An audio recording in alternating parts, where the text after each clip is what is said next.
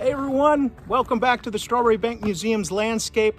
Lots of flowers coming out this year. It's absolutely gorgeous today. Nice sunny weather, blue skies with a few clouds, and it's Mother's Day this week. So I'm thinking about different inspirations here in the landscape, different things that we can see blooming and coming out this early season. So let's go check out a few options in the landscape. Maybe we want to press some flowers for mom in books. Maybe we want to create certain crafts and art pieces, bouquets and those traditional live plants. Or maybe we want to plant a few seeds in a pot, gift that to our moms, something that's going to germinate, something that's going to fruit, maybe something edible and beautiful a few weeks from now. So let's go check out, see what the options are. Lesser celandine. Let's get a little bit closer. Really cool flower. I'm gonna pick one. To press in books. For pressed botanicals, they dry out within a few days. So this is forget-me-not. We've got some white here, and let's not forget about the light blue. Don't forget about awesome foliage out in the landscape, like this columbine and other things. You can certainly press foliage as well as flowers for different crafts for mom, and certainly consider foliage for those bouquets and traditional gifts. Check out the Dicentra, or as everyone loves to call it, bleeding heart. Violets are a great option as well. All right, I'm going to teach you a very inexpensive way to make a botanical gift card for Mother's Day. Just a few supplies, this craft box, just to utilize for the harvest. So placing little discoveries in this box, carrying this around will certainly help. A pen to write messages on the cardstock. Scissor to actually cut your cards to shapes that you'd like. One of these pieces of paper will usually create at least 2 cards, so I think we've got enough for 4 here. A glue stick, very easy to use for these cards, and just a piece of wire, and I'll actually show you why that's relevant coming up. Now, we often use all sorts of different books, but we commonly use old phone books. It is very simple. You want to start in the back of the book. Just consider, you want pressure and weight on these fresh botanicals. Okay, so you want to actually start in the back, okay? And it's that simple. You want to kind of arrange your foliage just the way you want it to look.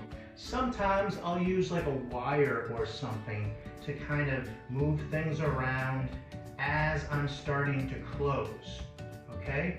So putting leaves a little bit flat like that, and then closing the book. Now I shift just a few pages beyond that first sample, putting into the book, and then I continue with other types of flowers, like the daffodil here. I'm going to place that right in the middle, and that's probably good for this one page, okay? And then I'm going to carefully close this. Remember, I've got my wire, so sometimes you can just kind of play with the flower as you're closing, as perfect as we can get it. When I'm done filling this book, I'll probably stack a few books on top, okay? So that layer is done. I'm going to go through a few pages here and keep adding. I think I got all my forget-me-nots, all right? And just upright like this will come out absolutely beautiful for different crafts. Now, one of the easiest ones to do, fortunately, is the bleeding heart or Dicentra. So we can kind of lay that down almost perfectly, ready to go, very easy. They lay on their sides almost perfectly by themselves, okay?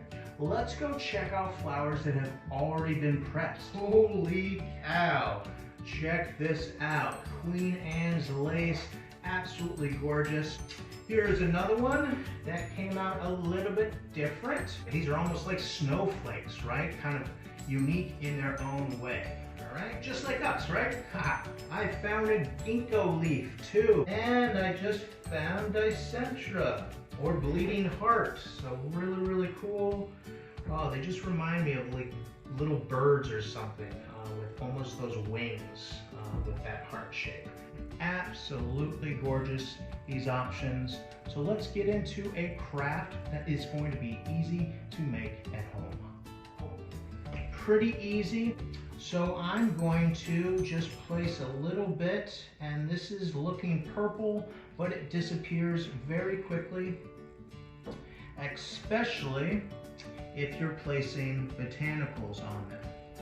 So you want enough on there, and sometimes other types of glues work a little bit better. And I'm pushing a little bit, and then you can notice that it is stuck already. That's awesome, right? It can be as simple as that. Maybe a note to mom on the side, but since Queen Anne's lace isn't out yet, you might consider other things. For instance, the things that we harvested today, to actually make unique little designs on a card and with a little kind of message here. Now what's next? A few other additions of this card idea, okay? So I think I'm gonna put flowers on this side, inside the card, and I'm just gonna dollop a few spots here. And that's about it. All right, let's see if it's stuck. There we go. Awesome, awesome, awesome. And maybe a message here, maybe a message on the outside. Keep going. You can have it limited. You can have it just absolutely crazy with flowers. It's all up to you. All right, I have one more piece of paper. Now, sometimes when we have extra dried flowers, these are already dried and preserved, we'll actually crumble them up to make flower confetti. All right, our confetti from last year, we've got a bunch of jars like this, and you can see just kind of a collection of different colors and textures inside this jar. And I'm gonna show you how to make different designs with a little bit of glue on this cardstock with confetti here. So what will we design on this card? Now, since it's probably going to be displayed like that, I'm going to actually create a design here with flowers and then maybe the message on the other side. Okay, so I think I want to make a happy face. All right, happy faces are awesome for any occasion, right? Very uplifting, lifting our spirit, lifting our minds with just a little bit of a happy face, and certainly shouting out to all those awesome moms out there, right?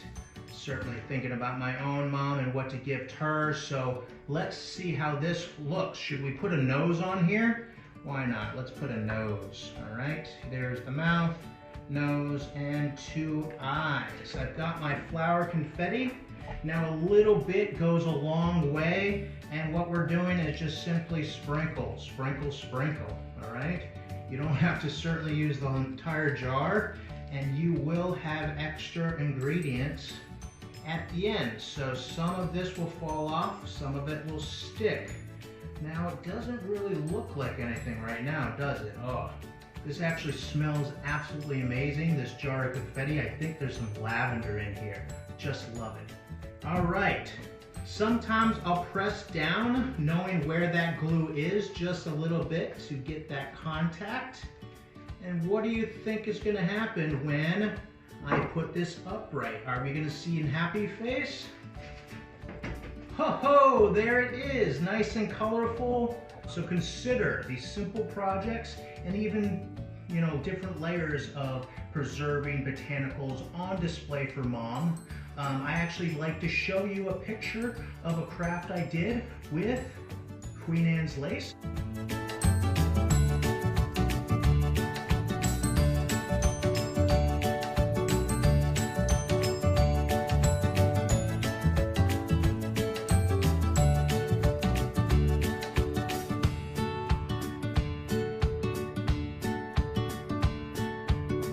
Well, I really hope you enjoyed the program today.